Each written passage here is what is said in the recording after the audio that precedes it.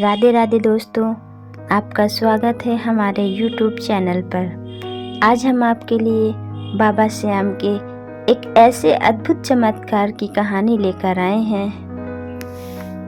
कभी कभी जिंदगी में हमें इतनी चोट मिलती है कि लगता है अब सब खत्म हो गया। सपने, सम्मान और जीने की इच्छा, सब कुछ। लेकिन जहाँ दुनिया हार मान लेती है, वहीं खाटू श्याम का दरबार नया रास्ता देता है। आज की कहानी सिर्फ कहानी नहीं है, आस्था, विश्वास और चमत्कार का जीवंत प्रमाण है। अगर आप भी विश्वास रखते हैं कि बाबा श्याम हारे का सहारा है, तो कमेंट में जय श्री श्याम जरूर लिखिएगा। बहुत समय पहले की बात है। राजस्थान के एक छोटे से कस्बे में अरविंद नाम का एक व्यक्ति रहता था। उसकी उम्र लगभग 38 वर्ष थी। वह ज्यादा बात नहीं करता था, पर बहुत मेहनती था। उसकी एक छोटी सी हैंडमेड फर्नीचर की दुकान थी। बचपन से ही उसे लकड़ी के काम का बहुत शौक था।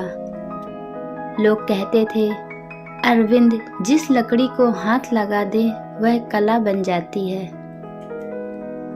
शुरुआती साल बहुत ही शानदार थे।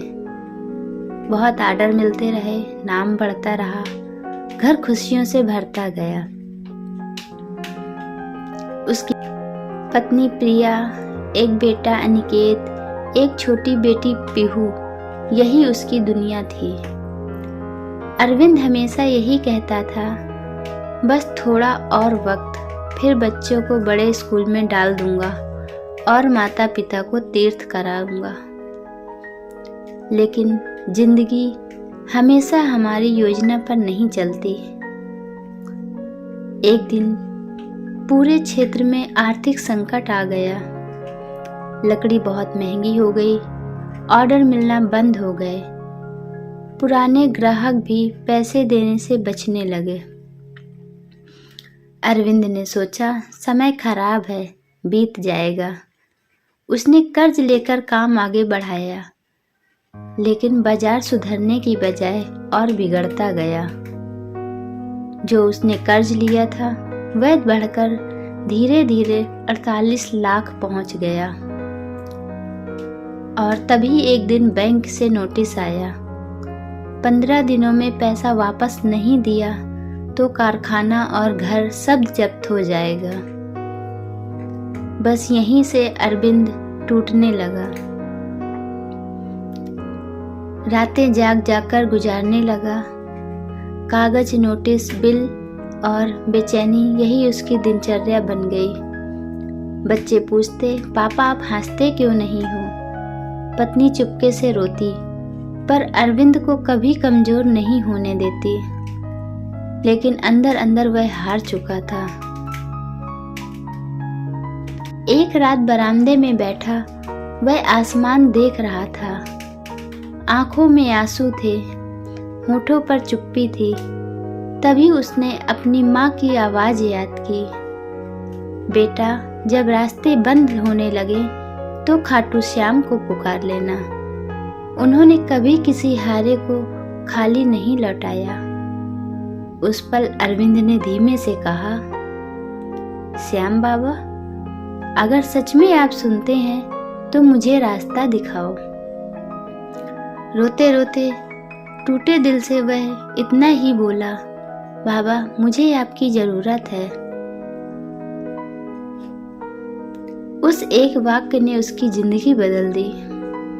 अगले ही सप्ताह बिना पैसे, बिना किसी योजना के वह खाटू श्याम के लिए निकल गया। रास्ते में वह खुद से यही बात पूछता, क्या मैं पागल हूँ? क्या मेरा दर्द इतना बड़ा है कि भगवान बदल देंगे? लेकिन मंदिर के झंडे और भक्तों के जयकारे सुनकर उसका दिल हल्का होने लगा। जब वह बाबा के दरबार पहुंचा तो वह शब्दों में नहीं, आंसुओं में बोल रहा था। उसने कहा, बाबा, मैं लाखों नहीं मांगता, मुझे बहुत पैसे नहीं चाहिए। बाबा, बस मुझे रास्ता दिखा दो, मेरी मेहनत स्वीकार कर लो। मैं हार मान चुका हूँ, लेकिन आपसे उम्मीद बाकी है। वह शांत होकर बाहर आया। वहाँ कुछ नहीं बदला था, बस एक चीज बदल चुकी थी, उसके मन का विश्वास।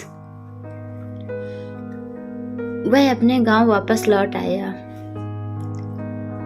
करीब 40 दिन बीत गए, कोई काम नहीं मिला।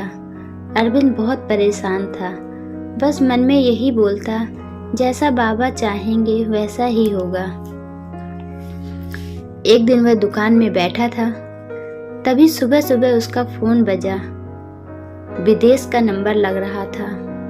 कॉल एक बड़ी इंजीनियर डिजाइनर कंपनी की थी। उन्होंने इंटरनेट पर अरविंद का पुराना काम देखा हुआ था। अरविंद ने फोन उठाया। उन्होंने कहा, हमें भारत के कारीगर ढूंढने थे और आपका नाम सबसे अलग लगा। क्या आप 60 लाख के फर्नीचर का ऑर्डर पूरा कर पाएंगे? अरविंद ने सुनकर बिल्कुल मौन हो गया। उसकी आवाज वहीं थम गई। मन में सोचा, बाबा ने कृपा कर दिया। वह बहुत खुश हुआ। कंपनी ने तुरंत उसके खाते में एडवांस भेज दिया। उसका पहला काम था बैंक का कर्ज चुकाना, अपने सम्मान की वापसी कराना। वही बैंक के अधिकारी जो उसे ताना मारते थे, आज सम्मान से बोलते हैं, सर, आपके जैसा ईमानदार कोई नहीं देखा। अरविंद खुश होकर बोला, समय सबका बदलता है। अरविंद का कारोबार फिर से चल पड़ा। वह सिर्फ अपने लिए नहीं, गरीब बच्चों की पढ़ाई और उनको भोजन कराने की जिम्मेदारी भी उठाने लगा। उसने अपनी कमाई का हर हिस्सा बाबा की सेवा में देने का व्रत निभाया। 1 साल बाद वह अपने पूरे परिवार को लेकर खाटू आया। आंखों में बहुत ही खुशी थी।